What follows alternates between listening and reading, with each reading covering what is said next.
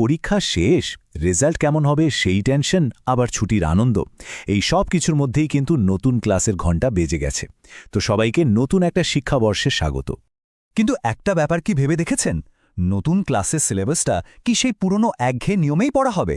মানে সেই যে পরীক্ষার আগে দিনরাত এক করে মুখস্থ করা, তারপর পরীক্ষার হলে গিয়ে প্রায় সব ভুলে যাওয়া, আর শেষে আবার সে প্রথম থেকে শুরু করা। এই যে একটা হতাশাজনক চক্র, এতে কি আমরা অনেকেই আটকে নেই? তাহলে আসল প্রশ্নটা হলো, এই চক্রটা ভাঙা যায় কিভাবে? আমার মনে হয় সময় এসে গেছে একটা বড় পরিবর্তনের। চলুন আজ আমরা দেখব কিভাবে পড়াশোনাকে মাল্টিমিডিয়ার সাহায্যে একটা ওয়েব সিরিজের মতো ইন্টারেস্টিং করে তোলা যায়। আজকের এই আলোচনায় স্কুল এবং কলেজ দুই স্তরের ছাত্রছাত্রীদের জন্যই থাকছে দারুণ কিছু আধুনিক টিপস। তাহলে চলুন শুরু করা যাক। আচ্ছা, তাহলে চলুন বিষয়টার গভীরে যাওয়া যাক। আমাদের প্রথম পর্বটা হলো স্কুলের ছাত্রছাত্রীদের জন্য, বিশেষ করে যারা ক্লাস 5 থেকে 12-এ পড়ো। আসলে এই সময়টাই কিন্তু ভবিষ্যতের ভিতটা গড়ে তোলার জন্য একদম সঠিক সময়। তাই এখন বেসিক কনসেপ্টগুলো পরিষ্কার করা আর বোর্ড পরীক্ষার মানে মাধ্যমিক ও উচ্চ মাধ্যমিকের প্রস্তুতির দিকে নজর দেওয়াটা কিন্তু ভীষণ জরুরি। ওই যে মোটা মোটা বই দেখে একটা ভয় লাগে না, সেই দিন কিন্তু এখন শেষ। এর আসল সমাধান হলো ভিজুয়াল লার্নিং, বা সোজা কথায় দেখে শেখা। আমরা এখানে 3টে মূল পদ্ধতির কথা বলবো। 1 নম্বর, শুধু কল্পনা নয়, চোখে দেখা। 2, স্মার্ট নোটস তৈরি করা। আর 3, ইন্টারঅ্যাক্টিভভাবে শেখা। চলুন তাহলে প্রথম ধাপটা নিয়ে কথা বলি। একবার ভাবুন তো, বিজ্ঞানের একটা কঠিন কনসেপ্ট, ধরুন কোষ বিভাজন, বা ইতিহাসের কোনো জটিল ঘটনা যেমন পলাশির যুদ্ধ। এগুলো শুধু বইয়ের পাতা উল্টে পড়ার বদলে যদি ইউটিউবের একটা 3D অ্যানিমেশন বা ডকুমেন্টারি দেখে নেওয়া যায়, যখন পুরো বিষয়টা চোখের সামনে জীবন্ত হয়ে উঠবে, তখন সেটা বোঝা আর মনে রাখা যে কত সহজ হয়ে যাবে, তাই না? এই স্লাইডটা একবার দেখুন। এখানে যা বলা হয়েছে সেটা কিন্তু অসাধারণ একটা সত্যি কথা। আমাদের মস্তিষ্ক টেক্সটের চেয়ে ছবি 1000 গুণ ভালো মনে রাখতে পারে। এটাই হলো ভিজুয়াল লার্নিংয়ের পেছনের বিজ্ঞানটা। আসলে আমাদের ব্রেইন স্বাভাবিকভাবে তথ্যকে ছবির আকারে প্রসেস করতে বেশি ভালোবাসে। তাই আমরা যা দেখি সেটা আমাদের স্মৃতিতে অনেক বেশি দিন থেকে যায় শুধু পড়ার চেয়ে। আচ্ছা, এবার আসি দ্বিতীয় উপায়, আর সেটা হলো স্মার্ট নোটস তৈরি করা। মানে খাতায় এক গাধা প্যারাগ্রাফ না লিখে বরং রঙিন পেন ব্যবহার করে ফ্লো চার্ট আর মাইন্ড ম্যাপ তৈরি করা। কোনো তথ্যের প্রবাহ দেখানোর জন্য ফ্লো চার্ট কিন্তু দারুণ কাজের।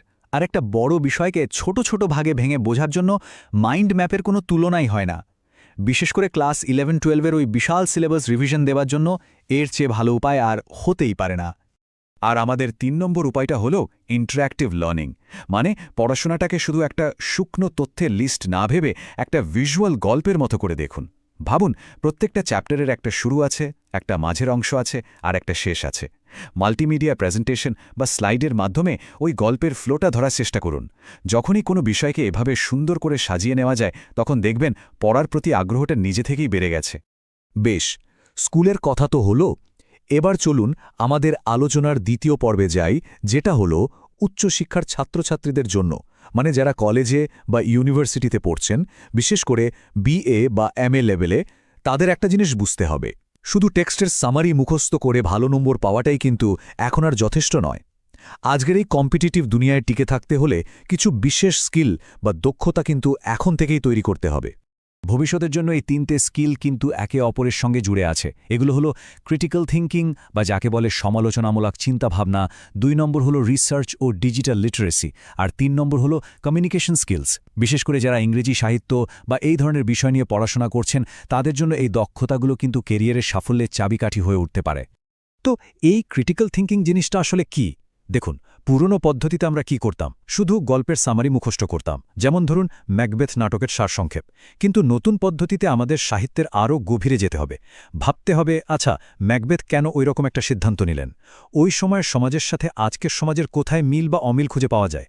মানে শুধু টেক্সট পড়লেই হবে না, নিজের একটা দৃষ্টিভঙ্গি দিয়ে পুরো ব্যাপারটাকে বিশ্লেষণ করার ক্ষমতা তৈরি করতে হবে। এরপর আসছে দ্বিতীয় স্কিলটা, রিসার্চ ও ডিজিটাল লিটারেসি। এর মানে কি? এর মানে হলো শুধু উইকিপিডিয়া দেখেই থেমে গেলে চলবে না।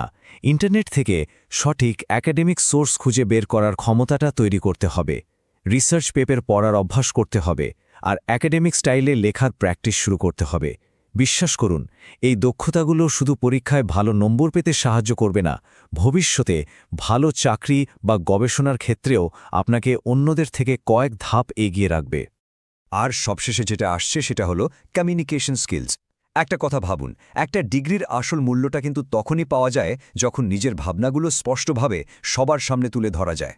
তাই প্রেজেন্টেশন স্কিলস আর প্রফেশনাল ইমেল লেখার ওপর এখন থেকে জোর দেওয়া শুরু করুন, কারণ জ্ঞানকে প্রকাশ করার ক্ষমতাটা যদি না থাকে তাহলে কিন্তু সেই জ্ঞানের মূল্য অনেকটাই কমে যায়। সুতরাং মূল কথাটা হলো, নতুন একটা শিক্ষাবর্ষ মানেই কিন্তু একটা নতুন ফ্রেশ স্টার্ট। এটা নিজেদের পড়াশোনার পদ্ধতিকে আরও উন্নত করে তোলার একটা দারুণ সুযোগ। একটা কথা মনে রাখতে হবে, বছরের প্রথম দিন থেকেই যদি এই স্মার্ট স্ট্র্যাটেজিগুলো ফলো করা যায়, তাহলে বছরের শেষে ভালো ফল আসতে বাধ্য। তাই আর দেরি না করে চলুন আজ থেকেই শুরু করা যাক। এখন আপনাদের পালা। আপনারা এখন কে কোন ক্লাসে পড়ছেন বা কোন বিষয় নিয়ে পড়াশোনা করছেন সেটা আমাদের কমেন্ট করে জানান। তাহলে আমরা আগামীতে আপনাদের জন্য আরও দরকারি বিষয় নিয়ে আলোচনা করতে পারব। এই যে শেখার যাত্রা, এখানে সবসময় নতুন কিছু শিখতে থাকুন আর নিজেকে উন্নত করতে থাকুন। শেখা চালিয়ে যান, এগিয়ে যেতে থাকুন।